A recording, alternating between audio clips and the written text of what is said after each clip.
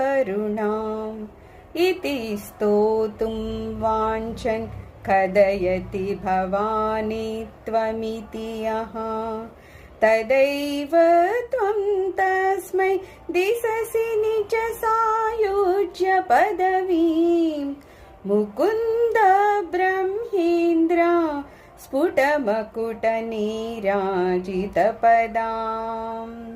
ఎవరైతే అమ్మవారి పాదపద్మాలని గనక పూజిస్తారో వాళ్ళకి ఆ అమ్మవారి పాదపద్మాలతో సాయుధ్యం దొరుకుతుందంట. మనం ఇంతకుముందు చెప్పుకున్నాం కదా, మోక్షాలు 4 రకాలు ఉంటాయన్నమాట. అందులో ఏం చెప్తారు, సాయుధ్యం అనేసరికి ఏమవుతుందంటే వాళ్ళలోనే లీనమైపోవడం, అమ్మవారిలో లీనమైపోవడాన్ని మనం సాయుధ్యం అంటారు. ఇందులో ఇంకోటి ఉంటుంది సారూప్యం అని. అది ఎలా ఉంటుందంటే అమ్మవారు ఏ రూపంలో ఉన్నారో ఆ రూపంలోకి వచ్చేస్తారు. ఇంకోటి ఏంటి సామీప్యము, అక్కడ